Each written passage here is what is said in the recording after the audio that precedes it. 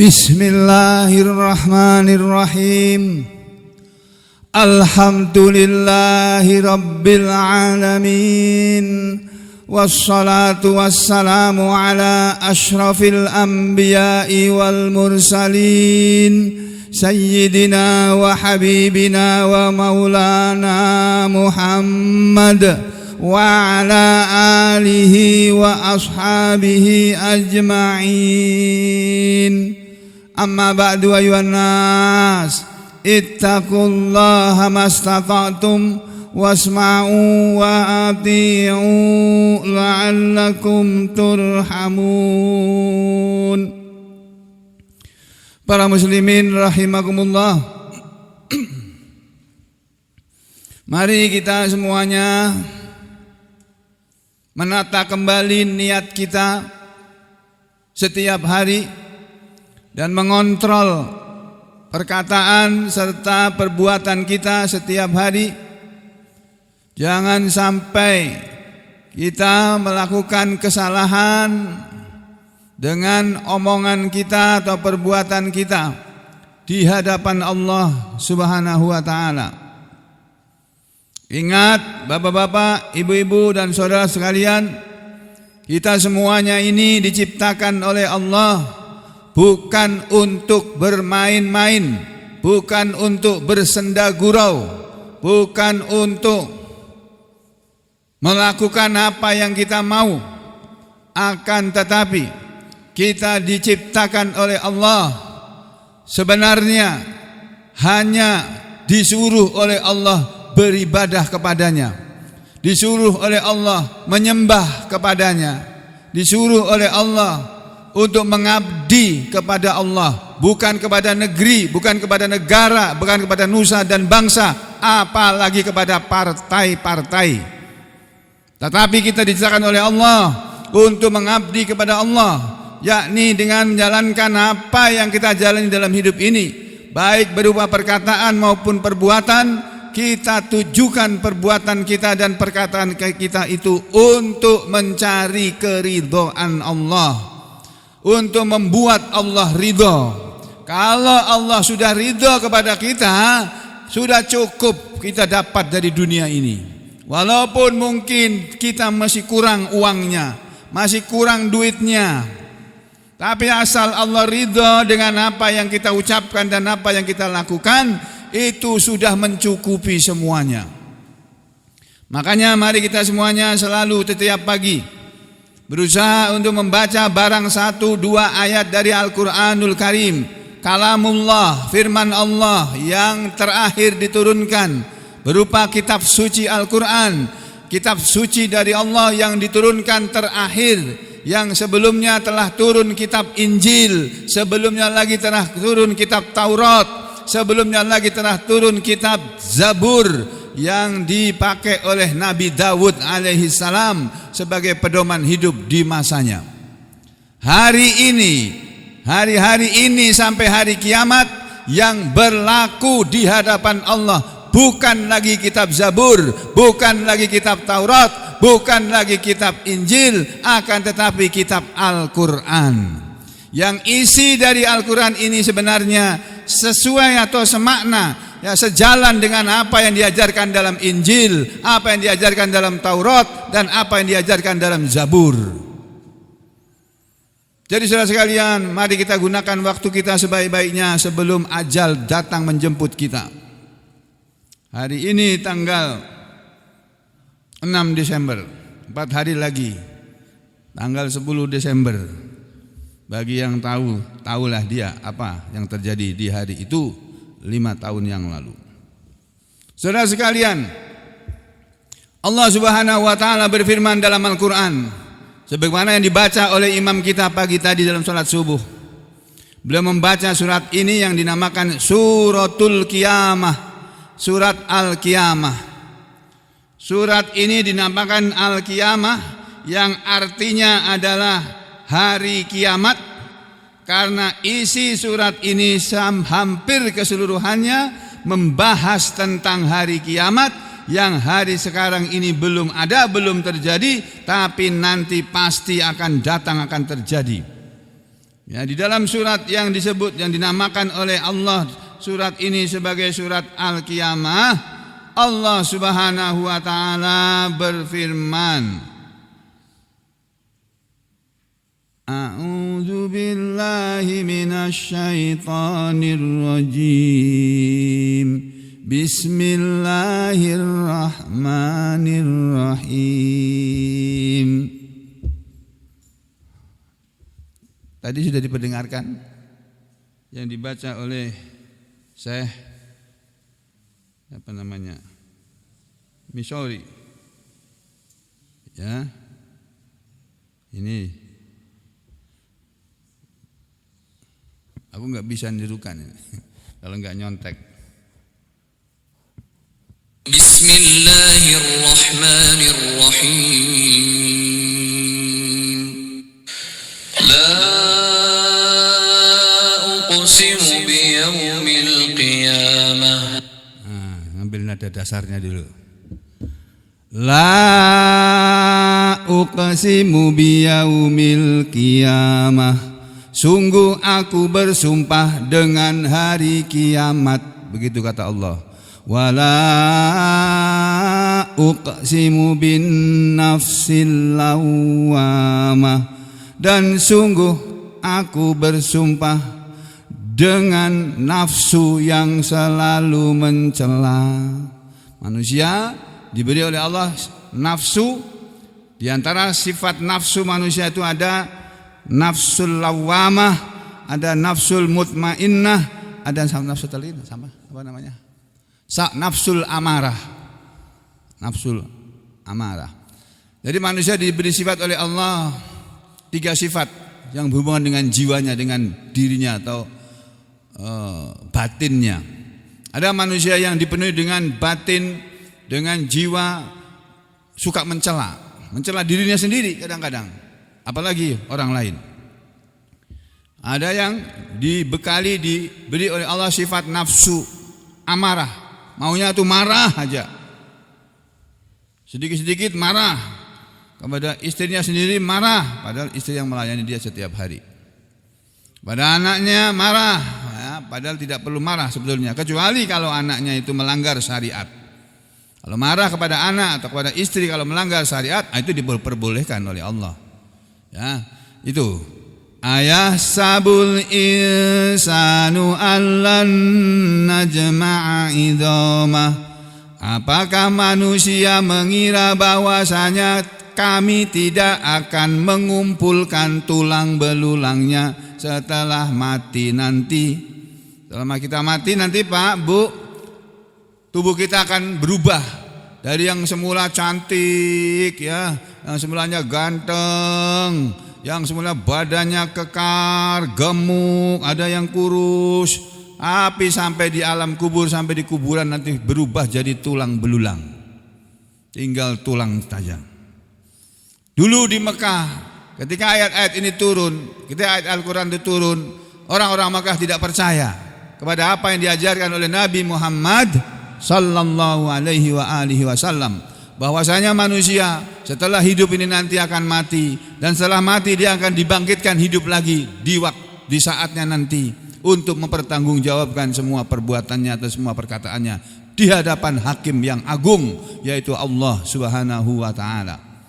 Lalu ada orang Mekah yang mengatakan, masa kamu sudah jadi tanah, kata Muhammad itu akan dihidupkan lagi? Gak mungkin itu, gak mungkin itu, Muhammad ngarang-ngarang aja itu.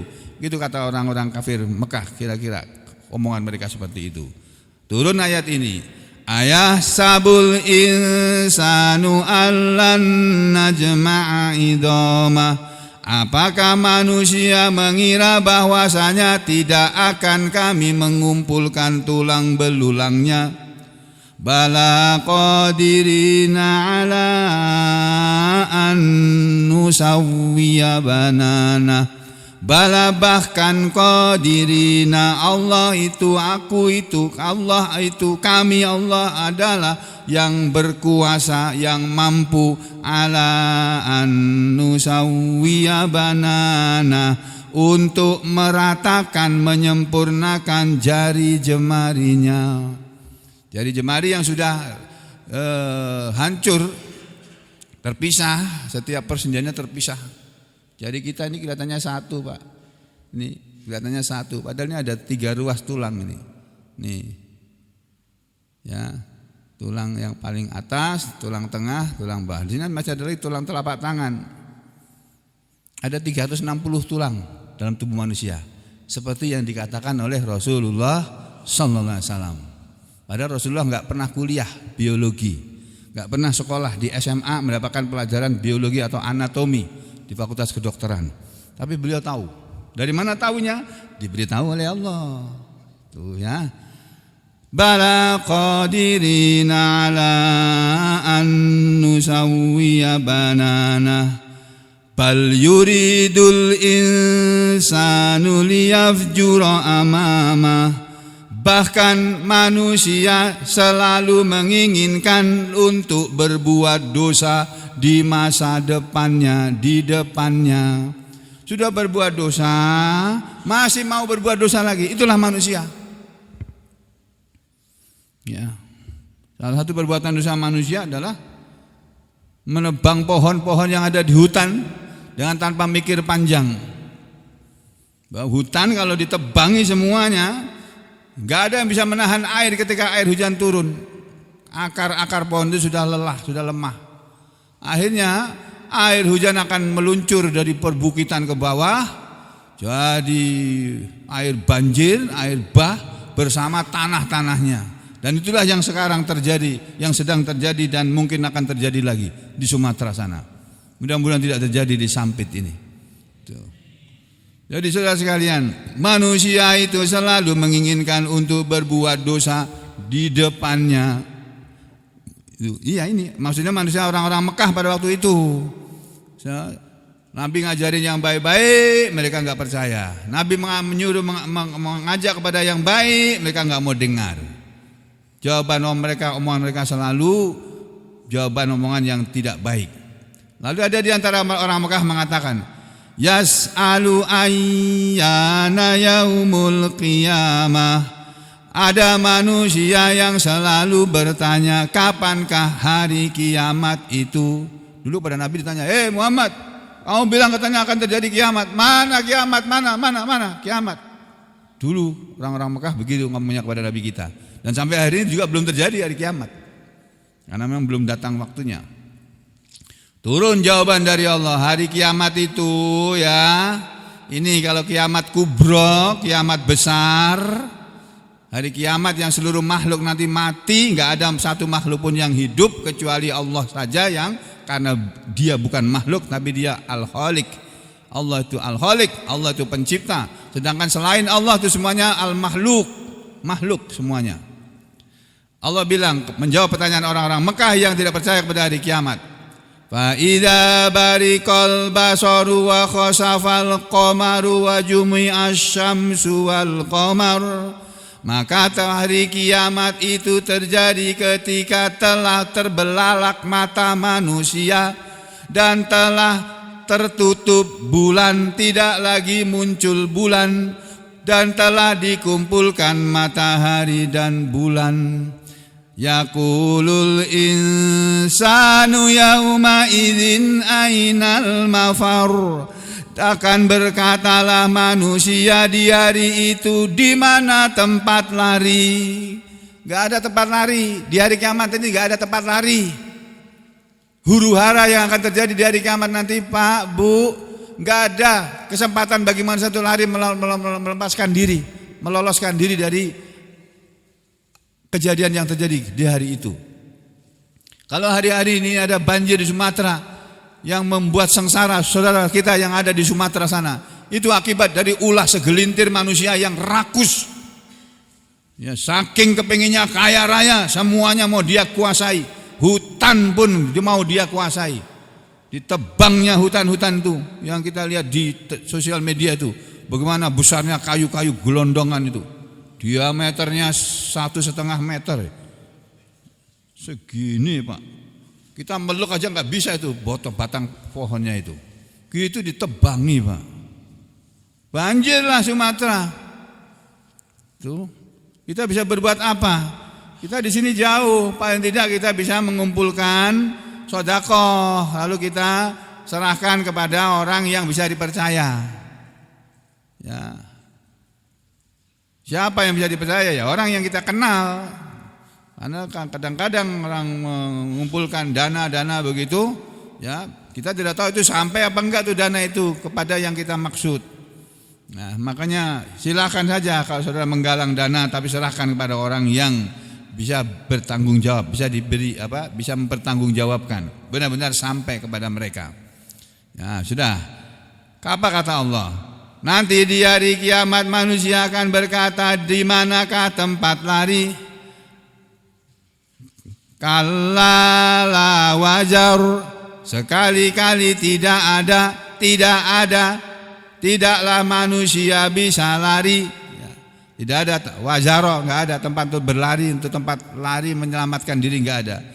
Ila rabbika yauma idzinil mustaqar.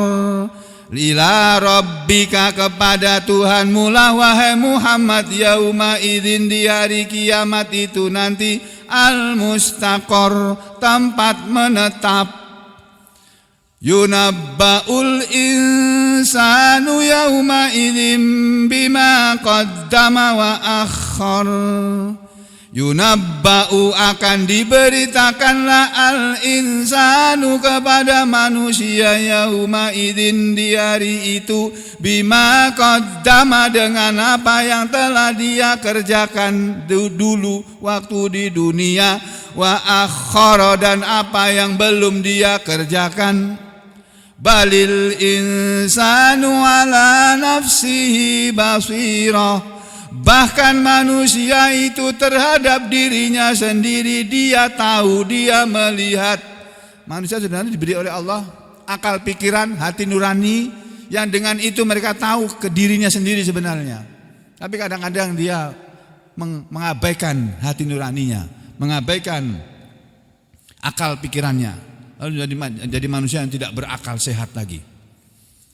Walau alqa ma'adirah, dan kalaupun nanti mereka memberikan segala alasannya, ketika ditanya di hadapan Allah, hei kamu, geng sugeng itu, selama hidupmu apa yang kamu lakukan? Kenapa kamu tidak lakukan ini? Kenapa kamu melakukan ini? Ditanya, kenapa kamu nggak ngaji? Misalnya begitu. Nanti kalau manusia di hari kiamat, para muslim dan muslimin dan muslimat yang selama hidupnya nggak pernah ngaji, akan ditanya nanti oleh Allah, kenapa kamu nggak ngaji? Kamu berbuat yang lainnya kamu sempat, lari-lari pagi kamu sempat, ngaji kok nggak sempat? Kenapa? Siapa yang suruh lari pagi? Siapa? Nggak ada kan? Nggak ada perintah dalam Al-Quran suruh lari pagi, nggak ada. Adanya tuh belajar Al-Quran. Kesehatan itu bukan dari lari-lari pagi, bukan dari olahraga, tapi dari Allah. Kalau Allah mengasih kita kesehatan, dengan cara apapun kita bisa sehat. Ya. Jadi jangan kita dibodohi oleh syaitan alias setan, baik setan yang doyan nasi maupun yang tidak doyan nasi, baik setan yang makanannya nasi atau makanannya kemenyan. Ya. Walau alqa ma'adirah, setelah Allah bicara tentang hari kiamat yang diingkari oleh orang-orang Mekah sampai 15 ayat, lalu Allah berbicara tentang Al-Quran. La tuharrik bihi lisanaka lita'jala bih. Janganlah engkau Muhammad menggerak-gerakkan dengan sebab Al-Quran itu lidahmu, supaya engkau segera kepada Al-Quran mengetahui, supaya engkau segera paham. Nabi kita waktu diberi wahyu oleh malaikat Jibril, baru dibacakan ayat, belum selesai, Nabi kita sudah komat kamit, menirukan. Itu sistem belajar mengajar Al-Quran itu tidak boleh. Gurunya membaca dulu, memberi contoh, sambil melihat mulutnya, mengucapkan setiap hurufnya bagaimana, membuka, menutup, mencucu. Mencucu itu bahasa sini apa ya? Monyong gitu. Mulutnya monyong, atau membuka lebar, atau menutup, atau menampakkan giginya, dan sebagainya. Itu disuruh diperhatikan. Nabi kita tuh belum selesai wahyu dibacakan oleh malaikat Jibril, beliau sudah menggerak-gerakkan kakinya, ditegur oleh Allah. La tuharrik bihi lisanaka litajala bih. Janganlah engkau Muhammad menggerak-gerakkan lidahmu untuk segera mengetahui Al-Quran. Apa kata Allah? Inna alaina jam'ahu wa qur'ana. Sesungguhnya atas tanggungan kamilah mengumpulkan Al-Quran dan bacaannya di dalam hatimu. Jadi kamu gak usah kesusu, gak usah tergesa-gesa Muhammad. Belajar Al-Quran gak boleh tergesa-gesa. Baca Al-Quran juga gak boleh tergesa-gesa. Ya, cepat boleh tapi tergesa-gesa gak boleh. Lalu Allah bilang, fa idza qara'nahu fattabi' qur'ana. Fa idza maka apabila qara'nahu kami telah membacakannya. Kami misalnya malaikat Jibril yang diperintah oleh Allah untuk membacakan Al-Quran kepada Nabi kita. Maka apabila kami telah membacakan ayat Al-Quran, fattabi' qur'ana, maka ikutilah bacaannya. Jadi kita mengikuti bacaan Al-Quran seperti yang diwahyukan oleh malaikat Jibril. Barang siapa membaca Al-Quran yang bunyinya tidak seperti bunyi ketika diwahyukan, tidak ada pahalanya. Masya Allah. Capek baca Al-Quran tapi bunyinya salah, kalimatnya salah, gak menghasilkan pahala sebagaimana seharusnya. Nah, Allah bilang kamu gak usah tergesa-gesa baca Al-Quran. Dengarkan gurunya membaca, lalu kamu ikuti. Masih salah, ulangi lagi. Masih salah, ulangi lagi. Dulu guru kami dulu begitu. Saya kan belajar Al-Quran dari nol Pak. Dan udah gede, udah mahasiswa kelas 1 Fakultas Kedokteran Universitas 11 Maret tahun 79. Tahun 79 aku mulai mengaji. Itu apa namanya? Baca Al-Quran gak bisa. Jadi sering salah-salah. Guru kami kalau ngaji Al-Quran sehari-hari itu Pak, 1-2 ayat aja dibacakan, terus suruh dudukan satu-satu keliling. Dari kiri, kanan, balik lagi kepada gurunya. Dibacakan 1 ayat, satu-satu disuruh baca. 1 kata saja salah, suruh mengulangi semuanya. Nah, kalau ayatnya panjang banget, Pak, capek kita ngulanginya. Tapi dulu kami sabar, disuruh mengulangi yang ngulangi, enggak marah, enggak. Mungkin kalau sampai disuruh ngulangi marah. Wah, udah aku bisanya begini. Ya, belum benar kok, ya diulangi lagi. Tuh ya. Jadi kata Allah seperti itu. Nah, terus nanti yang mengumpulkan Al-Quran dan bacaannya itu Allah, bukan kamu Muhammad. Kalau Allah mengumpulkan Al-Quran dalam dada manusia, gampang aja itu Al-Quran dipahami. Kemudian kata Allah, "Tsumma inna alaina bayana." Kemudian sesungguhnya atas tanggungan kamilah penjelasannya. Kamu bisa menjelaskan Al-Quran Muhammad, nanti aku yang ngajari. Nabi Muhammad SAW diomongi begitu oleh Allah. Dan kita tahu Nabi kita yang mengajarkan Al-Quran kepada para sahabat, beliau orang paling faham tentang Al-Quran. Ya, lalu kata Allah apa? Kalla bal tuhibbunal ajilata wa tadharunal akhirah. Kalla sekali-kali tidak, bal bahkan tuhibbunal ajilah, kalian semua hai orang-orang Mekah dan orang-orang Sampit dan orang-orang di seluruh kota di dunia, kalian semua lebih senang kepada al-ajilah, dunia ini yang kepingin segera diperoleh, wa tadharunal akhirah, dan kalian telah meninggalkan akhirat, dan kalian sedang meninggalkan akhirat.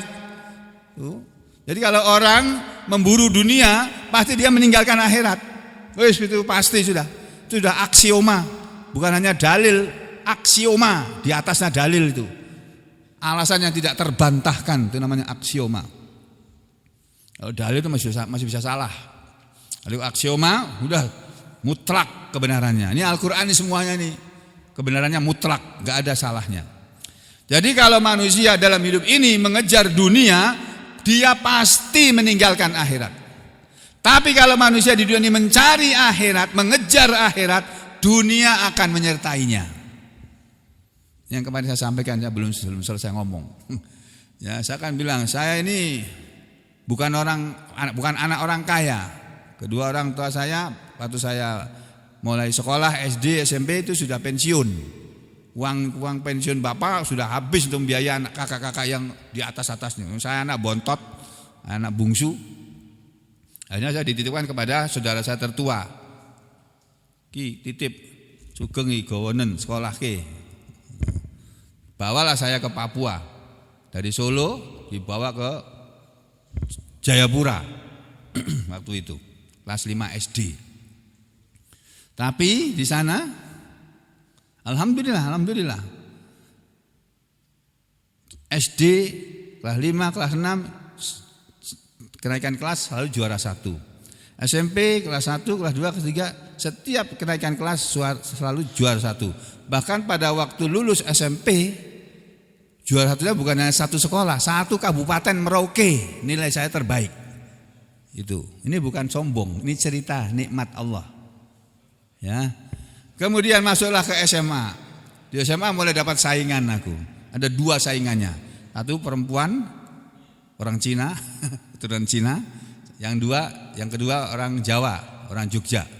Ini 3 orang ini, 2 orang ini teman saya ini jago-jago semua, pintar-pintar semua. Tapi di kelas 1 masih dapat juara saya. Kelas 1 ngalahkan 2 orang tadi. Di kelas 2 enggak sampai akhir tahun udah pindah ke Manokwari, baru pertengahan tahun. Kuartal kedua pindah ke Manokwari. Belum sempat jadi juara. Tapi di Manokwari dapat saingan yang berat lagi. Enggak bisa juara saya. Di Manokwari kelas 2 juara 2. Kelas 3 juara 2. Juara satunya orang Cina, enggak tahu sekarang di mana dia. Ya kelas 3 SMA. Jadi saudara, saya enggak pernah bercita-cita jadi dokter, apalagi jadi spesialis, enggak pernah sama sekali. Ya. Tapi Allah mentakdirkan saya jadi spesialis padahal saya tidak mampu sekolah sebenarnya waktu itu. Enggak punya uang untuk sekolah. Datang orang kaya tanya kepada saya, "Pak Faisal enggak sekolah?" "Sekolah apa maksudnya, Pak?" "Spesialis." "Enggak, Pak, enggak ada uang." "Enggak, daftar aja, nanti saya yang bayari." Gitu, Pak. Masya Allah. Saya selalu doakan orang itu setiap saya sholat tahajud. Allahumma firlahu warhamhu. Selalu kudoakan, ya Allah, belas kasihanlah almarhum ini dengan keluarganya. Pertemuan kami di surga Firdaus nanti. Gitu. Jadi enggak pernah saya dalam gambaran saya enggak pernah saya mimpi akan tinggal di Sampit. Enggak pernah. Masya Allah. Ini semua di Allah yang menggiring. Kalau tidak karena saya digiring oleh Allah sampai di Sampit ini, saya enggak akan kenal sama sampean semua ini, enggak akan kenal aku. Benar enggak? Iya benar. Apa sampean pernah dalam benak sampean sebelum beberapa tahun yang lalu pernah bercita-cita akan ngaji seperti ini? Enggak pernah toh? Ya sama dengan saya itu. Makanya manusia itu hidup itu Allah yang giring itu. Tapi kadang-kadang manusia itu mau digiring sama Allah, enggak mau. Dia nekat. Saya kepengen jadi presiden pokoknya. Ya ora dadi-dadi, enggak jadi-jadi, memang bukan takdirnya jadi presiden. Tuh. Saudara kita yang bernama Amin Rais. Kalau guru saya menyebutnya Pak Amin Raiso. Pak Amin Raiso jadi presiden. Lalu waktu reformasi beliau sudah dinasihati sama guru saya. Pak Amin, mumpung sampean sedang jadi idola masyarakat Indonesia, ya, kamu ngerti agama, kamu usahakan, ya, kamu gimana caranya, pokoknya kamu jangan bikin partai baru lagi, jangan, kamu campur itu jadi orang yang banyak ini. Diomongi enggak ngayal dia, tetap bikin partai namanya PAN. Akhirnya apa? Mana aja sekarang enggak pernah menang pemilu kan? Enggak pernah. Ya, kualat sama guru saya itu beliau. Makanya guru saya suka bercanda, oh Pak Amin Raiso toh, ya. Pak Amin Raiso jadi presiden, maksudnya begitu. Ya, itu pelajaran buat kita sampai hari ini kan. Nah makanya saudara, kita enggak usah mengejar sesuatu yang tidak disuruh oleh Allah untuk dikejar, jangan. Kalau sudah waktunya, kalau mau sudah takdirnya, orang akan jadi sesuai apa yang ditakdirkan oleh Allah. Si Gibran kok nanti marah Sidin ya. Pak Gibran itu loh, dia lebih muda dari saya, jauh lebih muda dari saya. Separuh umurnya aja nggak sampai, separuh umur saya.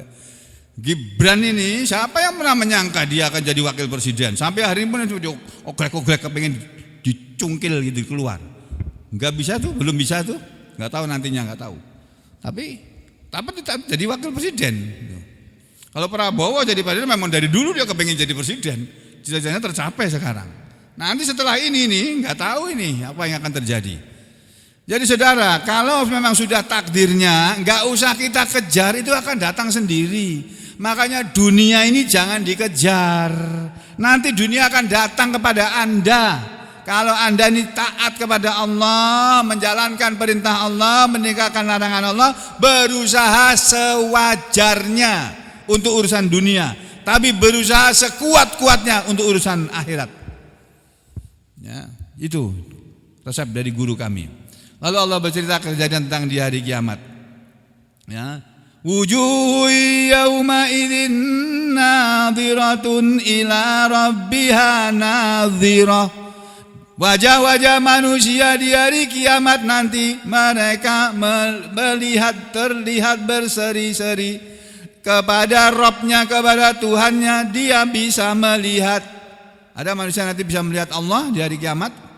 Wa wujuhu yawma idzin basirah, dan wajah-wajah manusia di hari itu ada yang bermuka masam, bermuram durja. Tadunnu ayyuf'ala biha faqirah. Dia menyangka bahwasanya, dia yakin bahwasanya akan diperlakukan kepadanya sesuatu siksaan yang luar biasa. Nah, ini kalau sudah terjadi hari kiamat. Allah bercerita tentang hari kiamat, diselingi cerita tentang Al-Quran. Maksudnya jadi hubungannya, kalau kita memperhatikan ayat-ayat yang berbicara tentang kiamat, lalu kita kembali kepada Al-Quran, maka kita akan tahu apa yang akan terjadi di hari kiamat. Bagaimana caranya bisa selamat di hari kiamat nanti. Pedoman hidupnya adalah Al-Quran, pedomannya adalah Al-Quran. Lalu Allah cerita tentang apa yang akan dialami oleh manusia di hari kiamat. Nah, kembali setelah itu Allah berbicara tentang kehidupan manusia yang sekarang sedang hidup, masih hidup, akan sampai waktunya seperti yang dikatakan oleh Allah pada ayat berikutnya ini. Kalla idza balagatit taraqiya wa qila man raqa wa dhanna annahul firaq wal taffatis saqu bis-saq ila rabbika yauma idzinil masaq. Wahai manusia, kata Allah, wa dhanna, dan menyangkalah dan yakinlah manusia bahwasanya dia dari hari kematian tadi, dari sini ya. Kala, tidak sekali-kali, janganlah begitu wahai manusia. Ingatlah idza ketika balaghatit taraqi, telah sampai nyawamu di tenggorokanmu. Ingat manusia, kamu akan mengalami masa di mana nyawamu, rohmu akan ditarik oleh Allah dari ubun-ubun. Kemudian akan lepas mulai dari kaki, makanya kaki dingin lebih dulu. Kemudian naik ke atas lutut sampai akhirnya tangan, sampai di tangannya dingin, tanda-tanda kematian itu. Yang terakhir nanti kakimu lepas dari kepala. Udah, ruhmu dicabut oleh malaikat Israel, malaikat maut. Ingat hari seperti itu. Idza balaghatit taraqi, ingat apabila nyawa manusia telah sampai tenggorokan, wakila, dan dikatakanlah di saat itu Allah berkata, man raq, ayo siapa yang bisa mengobati orang ini? Siapa? Ayo datangkan dokter dari mana saja, silakan. Kalau manusia sudah sakaratul maut, sudah waktunya mau mati, Mak, Allah nantang kepada manusia, tapi nggak ada yang tahu. Yang tahu cuma yang mau mati itu aja. Idza balaghatit taraqiya wa qila man raqa, gitu kata Allah. Ayo siapa yang bisa mengobati orang ini supaya tidak mati? Ayo siapa? Ditantang oleh Allah semua dokter seluruh dunia. Kalau udah berhadapan sakaratul maut, dokter coba bisa beri, kumpulkan semua gelarnya. Bapak, Ibu, mohon maaf, kami sudah berusaha seberat-berat semaksimal mungkin, tapi rupanya keinginan kita tidak sesuai dengan keinginan Yang Maha Kuasa. Yang Maha Kuasa sudah memanggil keluarga Anda ini, keluarga Bapak Ibu sekalian. Nangis orang. Nangis. Tapi mau sudah ditetapkan oleh Allah terjadi ya begitu. Manusia yang akan dicabut nyawanya, kita akan dengar perkataan malaikat atau perkataan Allah. Man raqa.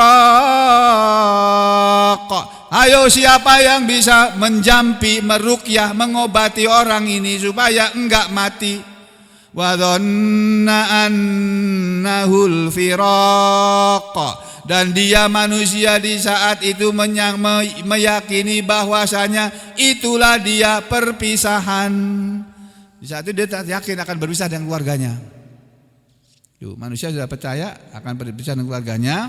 Lalu Allah berbicara, setelah dicabut nyawanya, kata Allah, wal taffatis saqu bisaq, dan melekatlah betis dengan betis.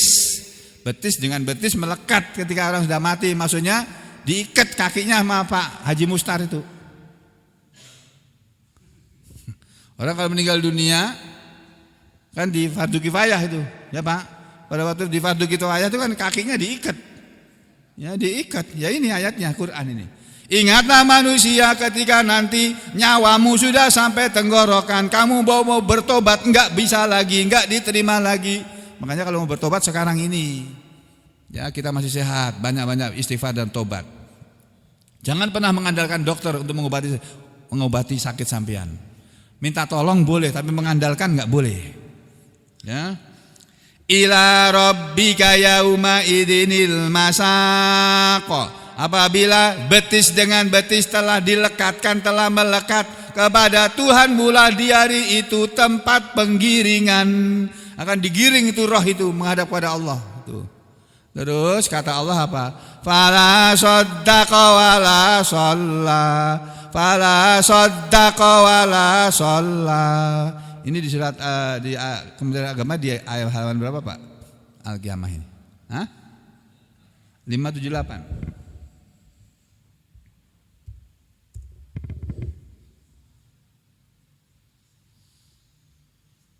578 ya. Nah ini. Nah. Fala saddaqa wala shalla. Itu ayat yang keberapa tadi itu? Ayat berapa Pak?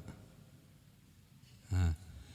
Kalla bal tuhibbunal ajilah. Tidak, sekali-kali wahai manusia, bahkan kamu mencintai kehidupan dunia, wa tadarunal akhirah, dan mengabaikan kehidupan akhirat. Wujuhu yauma idzin nadhirah, wajah-wajah orang beriman pada hari itu berseri-seri. Ila rabbiha nadhirah, kepada Tuhannya dia memandang melihat. Wa wujuhu yauma idzin basirah, dan wajah-wajah orang kafir pada hari itu muram. Tadunnu ayyuf'ala biha faqirah, mereka yakin bahwa akan ditimpa kepadanya malapetaka yang sangat dahsyat. Faqirah itu. Kalla idza balagatit taraqiya wa qila man raqa. Tidak begitu wahai manusia, apabila nyawa telah sampai kerongkongan, dan dikatakan kepadanya, siapa yang dapat menyembuhkan orang ini? Itu wa dhanna annahul firaq, dan dia manusia yakin bahwa itulah waktu perpisahan dengan dunia. Nah, kalau sudah sampai nyawa tenggorokan, dunia kita tinggalkan Pak, beserta semua hasil usaha kita. ditinggal. Astagfirullah. Makanya kalau kita cari uang, segera kita kasihkan. Saya setiap hari ditemani teman-teman sahabat-sahabat itu masukkan uang ke klotok, ke kelontongan itu. Untuk apa? Untuk dikirim kemana ya? Ke anak cucu. Kirim. Yang disimpan sedikit, lebih banyak dikasihkan udah. Ya. Jadi cari uang boleh, tapi sedekahkan. Nomor 1 istri. Tuh, yang masih punya istri. Ya, nomor 1 sedekah itu kepada istri, 2 kepada anak, 3 kepada pembantu, baru kepada keluarga. Itu Nabi yang ngajarin, bukan saya. Ya. Wa dhanna annahul firaq wal taffatis saku bisaq, dan bertautlah betis kiri dengan betis kanan, ila rabbika yauma idzinil masaq, kepada Tuhanmu lah pada hari itu kalian semua dihalau, digiring. Tuh, fala saddaqa wala shalla. Kenapa manusia digiring menghadap kepada Allah untuk kemudian dimasukkan ke neraka? Karena dia dahulu tidak mau membenarkan Al-Quran dan Rasul, dan tidak mau melaksanakan sholat. Fala saddaqa, maka dia orang manusia itu tidak membenarkan kepada Al-Quran, kepada Nabi Muhammad sallallahu alaihi wasallam, wala shalla, dan tidak mau melaksanakan sholat. Jadi kalau kita tidak sholat gak bisa masuk surga, Pak. Makanya sholat itu pekerjaan paling utama dalam hidup ini, itu sholat, bukan cari uang. Tuh. Fala saddaqa wala shalla walakin kadzdzaba wa tawalla, tapi justru dia mendustakan Rasul dan berpaling dari kebenaran. Summa apa? Berikutnya, kalimat berikutnya bunyinya ini. Tsumma dhahaba ila ahlihi yatamatta. Ini ayat 33 nih. Kemudian dia pergi kepada keluarganya dengan sombong. Ini orang yang kafir. Orang yang kafir kalau dapat apa-apa tuh bukan bersyukur, berterima kasih, bilang alhamdulillah, tapi menyombongkan diri. Nih lo, nih aku dapat duit banyak nih. Nah, siapa dulu orangnya? Yang cari duit siapa dulu lo? Bukan begitu harusnya.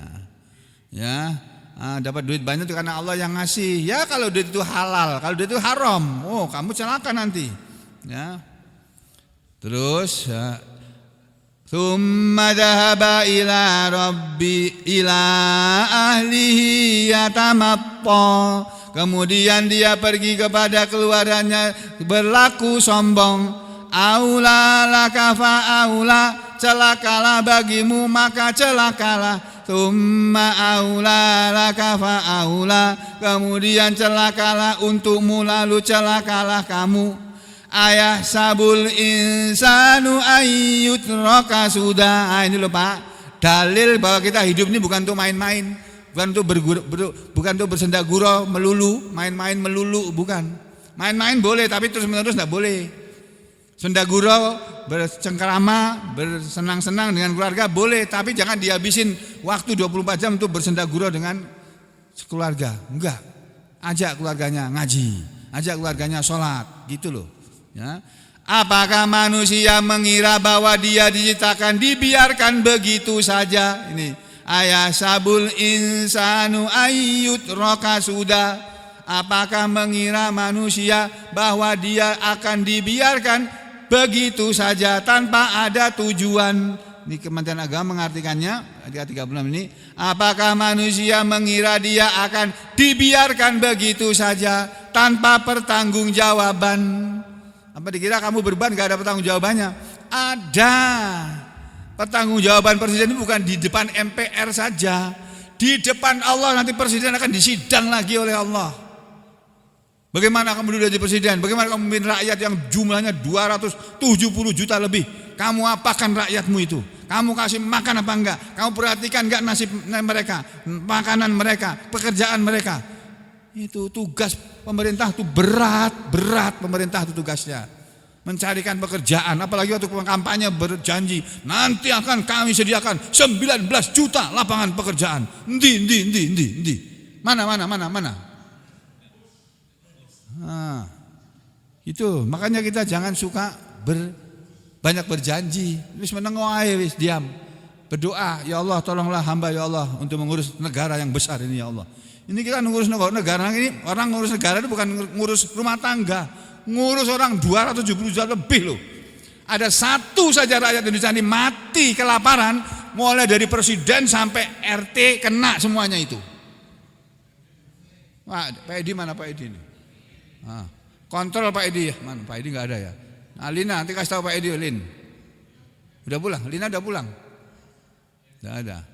Kasih tahu, kontrol RT-nya. Paling enggak RT-nya Pak Edi aja. Ada yang mati kelaparan enggak? Ada yang kelaparan enggak bisa makan enggak? Kasih mereka uang, kasih mereka beras, kirim itu dari uang-uang yang kita kumpulkan. Ya. Terus apa kata Allah selanjutnya? Ini yang selanjutnya ini. Alam yakunut fatam mimmani yumna. Bukankah manusia bukan manusia itu terjadi, dia jadi manusia karena setetes air mani dari mani yang dipancarkan. Tsumma kana 'alaqatan fa khalaqa fasawwa. Kemudian jadilah dia manusia dari setetes mani menjadi 'alaqah, segumpal darah, fa khalaqa. Lalu dia Allah menciptakan segumpal darah itu menjadi manusia, fasawwa. Lalu Allah menyempurnakannya. Wa ja'ala minhu zawjaini dzakara wal unsa. Lalu dia Allah menjadikan dari dia dua laki-laki yang berpasangan, dua jodoh maksudnya laki perempuan, az-zakara wal unsa, dua pasangan berupa laki-laki dan perempuan. Alaisa dzalika biqadirin ala ayyuhyiyal mauta. Bukankah yang demikian, bukankah Allah yang seperti itu maha kuasanya, dia pun berkuasa untuk menghidupkan yang sudah mati. Jadi jawaban pertanyaan orang Mekah dulu yang gak percaya bahwa orang kalau sudah mati akan dihidupkan lagi, kemudian dimintai pertanggungan jawabnya selama hidupnya. Maka dari itu Bapak Ibu dan saudara sekalian, ayat ini saya sengaja bacakan, padahal tadi dari rumah niatnya bukan untuk baca ini. Sudah saya siapkan yang akan saya baca, tapi kok ini tadi lebih menarik. Nah, makanya saya sampaikan. Semoga pesan Allah dalam surat ini kita semua diberi kepahaman oleh Allah Subhanahu wa taala. Kita semua diberi oleh Allah kesehatan dan kekuatan, disembuhkan semua penyakit-penyakit yang ada pada kita. Diberi kita semuanya rezeki yang luas, banyak dan barokah. Diberi kepada kita semua oleh Allah keluarga yang sakinah, keluarga yang damai, keluarga yang semuanya diberkahi oleh Allah. Semuanya mendapat rezeki masing-masing sesuai dengan takdirnya. Dan semoga kita semua diberi oleh Allah istiqomah dalam kebaikan dan husnul khotimah di akhir hayat nanti.